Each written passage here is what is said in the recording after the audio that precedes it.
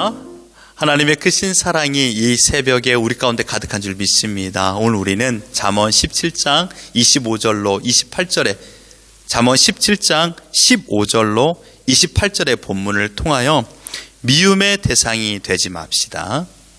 미움의 대상이 되지 맙시다라는 제목으로 하나님의 말씀을 함께 나누도록 하겠습니다. 우리는 계속해서 잠언 말씀을 통하여 신자가 이 땅에서 어떻게 살아야 되는가를 묵상하고 있습니다. 여러분, 세상을 살아가는 사람들의 대부분 소망은요, 사람들에게 인정을 받는 것입니다. 사람에게 칭찬을 받는 것이죠. 관심을 받고 더 나아가 사랑받기 원하는 것이 인간의 마음입니다. 그렇다면 세상에서 가장 불쌍한 사람 누굴까요? 어린아이의 문제처럼 들리지만 오늘 본문에서 세상에서 가장 불쌍한 사람이 소개되고 있습니다. 그것은 바로 하나님의 미움의 대상이 되는 사람입니다. 하나님의 미움의 대상이 되는 사람이 세상에서 가장 불쌍한 사람입니다. 인간에게 미움받는 것도 힘든 일인데 하물며 하나님께서 미워하는 대상이 된다.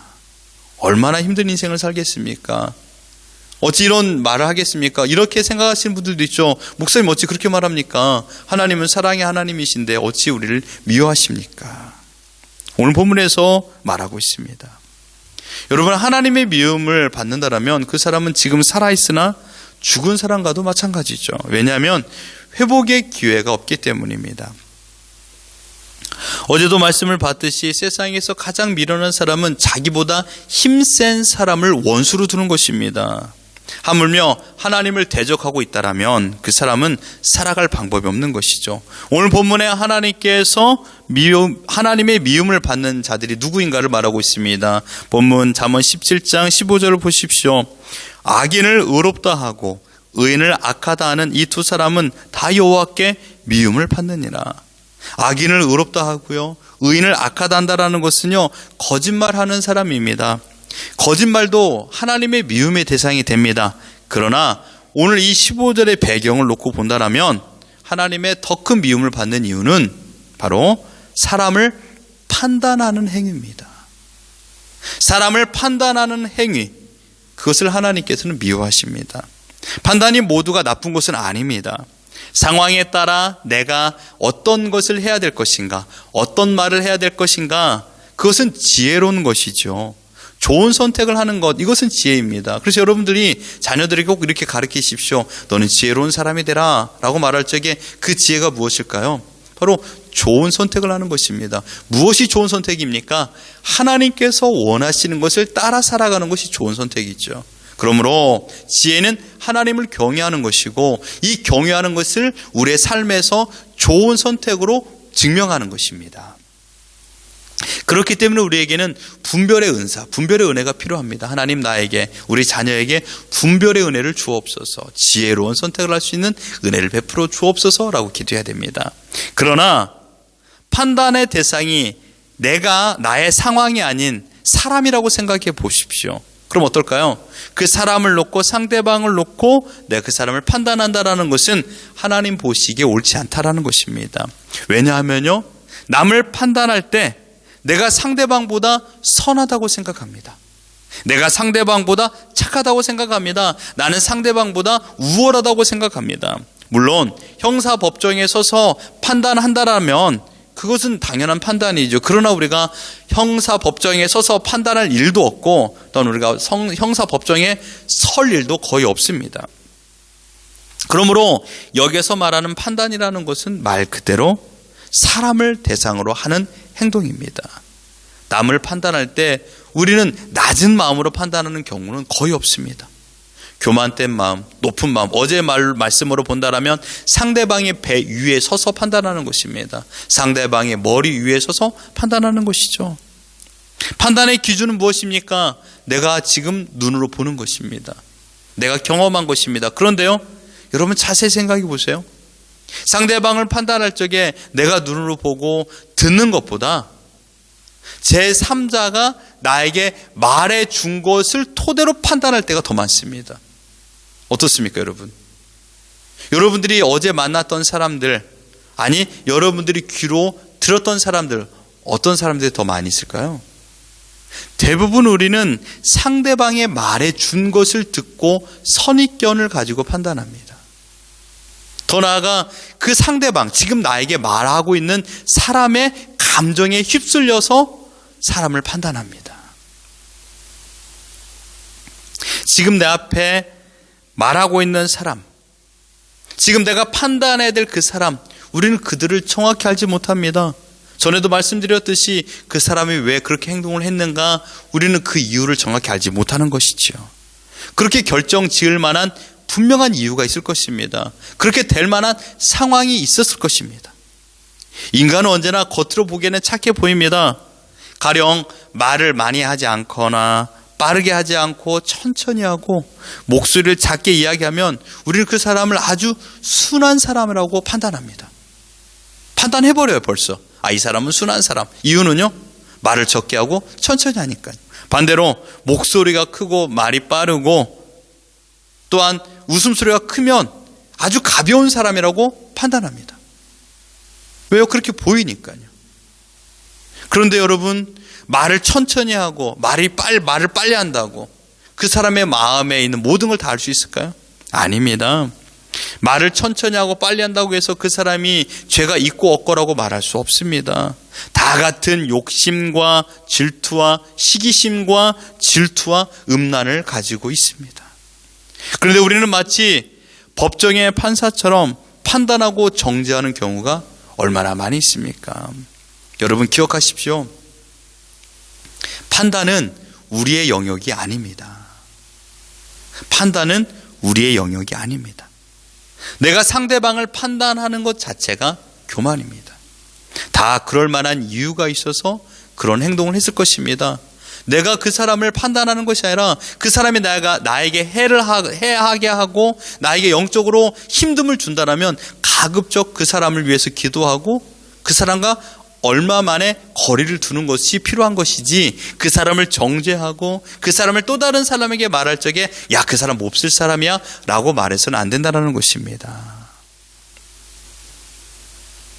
여러분, 그것을 하는 행동, 그 행동을 하는 행동의 모든 부분에 판단은 하나님께서 하시는 것입니다. 그것이 죄든 그게 선한 행동이든 그 판단은 하나님께서 하시는 것입니다. 판단은 여러분 하나님의 몫입니다. 하나님의 영역입니다. 하나님의 영역을 여러분 침범하지 마십시오. 하나님은 하나님의 영역을 침범하는 자를 미워하신다라고 오늘 본문에서 말하고 있습니다. 그러므로 바라옵기는 하나님의 미움의 대상이 되지 않도록 오늘부터 모든 나를 비롯 내 가족을 비롯한 모든 사람들을 판단하는 것을 끊으십시오. 그래서 온전히 그들에게 사랑의 마음으로 기도하고 오래 기다려줄 수 있는 우리 모두가 되길 소망합니다. 두 번째로 하나님께서 미워하는 사람은 누굴까요? 오늘 본문 16절, 21절, 25절, 28절에 반복적으로 말하고 있는 단어가 미련한 자입니다. 하나님께서는 미련한 자를 미워하십니다. 여기서 말하는 미련한 자라는 것은 지식이 없고 말이 어눌하거나 이런 것을 말하는 게 아닙니다. 미련한 자라는 것은 잠언에서 지혜로운 자와 대조점을 이루는 것을 말하고 있죠. 이것을 말하고 있는 것이 무엇입니까? 지혜가 없기 때문에 미련한 자입니다. 지혜가 무엇입니까? 하나님을 경외하는 것이죠. 그러므로 지혜가 없다라는 말은 하나님을 경외하지 않고 살기 때문에 미련한 사람이 되었고, 하나님께서는 그러한 사람을 미워한다고 말씀하고 있습니다. 하나님을 경외하지 않기 때문에 그들은 미움의 대상이 되는 것입니다. 하나님을 마음에 두기를 싫어합니다. 하나님을 경외하기를 싫어합니다. 지혜로운 행동을 할 수가 없죠. 하나님 중심의 삶을 살지 않으니 매일마다 내 뜻대로 살아가는 것이죠. 그러니 자연스럽게 내 앞에 펼쳐진 모든 환경을 통하여서 하나님의 뜻을 묻지 않습니다. 하나님께서 원하시는 것이 무엇인가를 생각하지 않죠. 내 감정대로, 내 기분에 따라서 말하고 행동합니다. 자연스럽게 하나님을 대적하는 것입니다. 하나님께서는요, 우리의 길을 열어주기도 하십니다. 우리의 생각을 주관하여서 내가 그렇게 해야 되겠다라는 마음을 가졌고 그렇게 우리의 걸음을 인도하십니다. 그런데 그 걸음을 걸었다고 생각해 보아요. 그런데 어려움을 만났어요. 여러분, 걸음을 걸으면 항상 편한 길을 걷는 것은 아니지 않습니까? 때로는 어렵고 힘든 길을 걸어갈 때도 있어요. 그럼 그때 어떻게 합니까? 막 원망할 때도 있어요. 왜 하나님 이곳을 걷게 하셔서 이렇게 어려움을 주셨습니까? 그게 아니라는 거죠. 지혜 없는 사람, 하나님을 경외하지 않는 사람들은 그 순간 하나님을 원망하고 불평하고 한탄합니다. 그러나 하나님을 믿고 하나님을 신뢰하고 하나님을 바라보면 하나님의 뜻을 구하는 것입니다. 그게 지혜인 것이죠. 그런데 오늘 본문의 말씀을 보면 이 미련한 자의 특징을 하나로 우리에게 말하고 있는 것을 보게 됩니다. 21절을 보십시오. 미련한 자를 낳는 자는 근심을 당하나니 미련한 자의 아비는 낙이 없느니라. 여러분, 이게 무슨 말입니까? 여러분의 자녀가 태어날 적에 나는 오늘 미련한 자를 낳아야 되겠다 하고 자녀를 낳습니까? 여러분, 그렇게 해서 자녀를 낙인 찍어서 나는 미련한 자를 낳았다라고 미련한 자를 낳는 경우는 없습니다. 그래서 이 말씀의 의미를 자세히 생각해 봐야죠. 이 말은요, 자녀에게 하나님을 경외하는 법을 가르쳐 주지 않았기 때문에 그 미련한 부모가 미련한 자식을 낳는 것입니다. 무슨 말인지 아시겠습니까? 내가 지금 하나님을 경외하는 모습을 자녀에게 가르쳐 주지 않으면 그 사람이, 그 부모가 미련한 자식을 낳는 것입니다. 내가 하나님을 사랑합니다. 부모님이에요. 그래서 자녀들에게 잘 훈계했어요. 양육했어요. 그러함에도 불구하고 그 자녀가 하나님을 경외하지 않고 살아간다라면 그 사람은 아버지의 근심이 되는 것입니다. 애가 공부를 안 하고 열심히 살지 않고 그 다음에 게으르고 이것 때문에 이것 또한 마찬가지로 부모님의 근심이 되기도 하지만 가장 큰 근심은 하나님을 경외하지 않고 살아가는 것, 그 모습을 보면서 근심하는 것입니다. 여러분, 부모된 우리가 삶을 통하여 자녀들을 제대로 하나님을 경외하는 법을 가르치지 않았는가 생각해 보기를 바랍니다. 여러분, TV 프로그램에서 이 생활의 달인이라는 것이 나옵니다. 생활 속에서 반복 실습을 통하여 노하우를 얻게 되고 자기 몸에 습득되다 보니 자연스럽게 몸이 빨리 반응하게 돼. 그래서 어떻게 됩니까? 달인이라는 호칭을 얻게 되는 것입니다. 그런데 여러분, 예를 든다면 내가 세상에서 가장 빨리 곰돌이 눈알 붙이기 챔피언이 되겠다, 나는 그곳에 달인이 되겠다라고 생각하면서 이 곰돌이 눈 붙이는 사람은 없습니다. 그 일을 어쩔 수 없이 하다 보니까 자연스럽게 내 몸이 반응하게 되어 결국 달인이 되는 것입니다. 그렇습니다. 여러분, 생활 속에서 하나님을 경외하는 모습을 여러분들께서 보여주십시오. 삶으로 증명하십시오. 여러분의 믿음을요.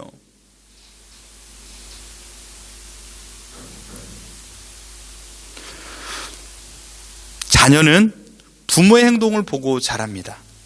자녀의 모습은 그러므로 나의 모습의 결과인 것이죠. 내가 했던 행동을 그대로 하는 것입니다. 자녀들 앞에서 하나님을 경외하는 삶을 사시기를 바랍니다. 이것이 청지기로서의 가장 중요한 사명을 감당하는 것입니다. 특별한 시간을 따로 정하여 예배를 드리고 성경을 가르치는 것도 중요합니다. 정작 중요한 것은 식탁입니다. 정작 중요한 것은 거실입니다. 정작 중요한 것은 자동차 안입니다. 자동차 안에서 아이들이 가장 힘듦을 느낀답니다. 왜요? 집에서는 자기 방에 들어가면 되잖아요. 그런데 자동차 안에서는요, 갈 곳이 없어요. 1시간이라면 1시간 동안 아빠의 잔소리를 들어야 됩니다. 1시간 동안 엄마 아빠의 싸우는 소리를 그대로 들어야 됩니다. 얼마나 힘들겠습니까? 그 자녀들은 무엇을 하겠어요? 거기서요? 기도하겠습니까? 아니요. 엄마 아빠 말씀을 그대로 듣고 마음에 새기는 것입니다. 여러분, 가장 중요한 것은 거실이요, 식탁이요, 자동차 안입니다. 들려오는 엄마 아빠의 대화 소리입니다. 자녀와 함께 있는 시간입니다. 어떤 상황이 전개되었어요? 예를 들어서 그때 온 가족이 원하는 뜻대로 되지 않았습니다. 계획했던 대로 되지 않았어요. 대부분의 가정에서는요, 부모가 먼저 절망하죠. 한숨을 쉽니다. 불평을 하고 원망을 하죠. 그리고 그 원인을 향하여 말합니다. 그러니까 평소에 좀 잘 좀 하지 그랬냐라고 말하죠. 다툼이 일어나고 큰 소리가 난다라면 그 모습을 보는 자녀들은 어떻습니까? 불안하죠. 스트레스가 가득합니다. 가정에서 쉼을 누려야 되는데 쉼은 없어지고 하나님의 사랑, 매일마다 엄마 아빠가 하나님을 믿어야 된다라고 말하는데 정작 어려움 앞에서는 하나님을 향한 믿음이 사라져 있으니 자녀는 어떻게 성장할 수 있겠습니까?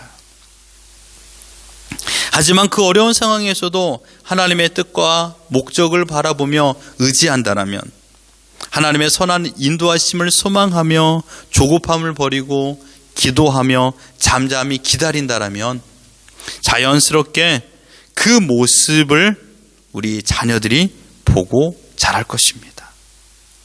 이 모습을 본 자녀들은 어떤 상황에서도 부모님이 했던 것처럼 하나님의 뜻을 묻고 하나님을 바라보며 살아가는 것입니다. 부모가 서로 사랑하는 모습을 자녀들이 보고 자라는 것입니다. 부부가 또한 부모 공경하는 것과 이웃 사랑하는 것, 예배 드리는 것, 기도하는 모습, 봉사와 헌신, 하나님을 경외하는 모습을 삶에서 자녀들에게 가르치는 것입니다. 이것은 여러분 일반 정규 학교에서 배우는 것이 아닙니다. 믿음의 부모에게 배우는 살아있는 신앙 교육입니다. 그래서 하나님께서 신명기 6장 7절에서 이렇게 말씀하지 않았습니까? 내 자녀에게 부지런히 가르치며 집에 앉았을 때이든지 길을 갈 때이든지 누워있을 때이든지 일어날 때이든지 이 말씀을 강론할 것이며 너는 또 그것을 내 손목에 매어 기호를 삼으며 내 미간에 붙여 표로 삼고 또 내 집 문설주와 바깥문에 기록할지니라. 아멘. 얼마나 중요한 말씀입니까? 이러한 삶을 살지 못하는 부모, 하나님께서 미워하신다라고 말씀하고 있습니다. 바라옵기는 하나님의 자녀로서 하나님의 자녀답게 살아가는 신자들이 되기를 주님의 이름으로 축원합니다. 하나님의 미움의 대상이 되지 마십시오. 하나님께서 마음껏 사랑해 주시고 스바냐 3장 17절의 말씀처럼 너의 하나님 여호와가 너의 가운데 계시니 그는 구원을 베푸실 전능자이시라. 그가 너로 말미암아 기쁨을 이기지 못하시며 너를 잠잠히 사랑하시며 너로 말미암아 즐거이 부르며 기뻐하시리라 하리라. 아멘. 하나님께서 여러분을 너무 사랑하고 너무 기뻐하여 그 기쁨을 감추지 못하시고 기쁨을 터뜨리시는 그런 인생이 되길 소망합니다. 하나님의 미움의 대상, 결코 상대방을 판단하지 마십시오. 자녀에게 하나님을 공경하는 것을 삶으로 증명하십시오. 그래야 오늘 하루 하나님의 기쁨이 되어 하나님과 동행하는 우리 모두가 되기를 예수 그리스도 이름으로 축원합니다.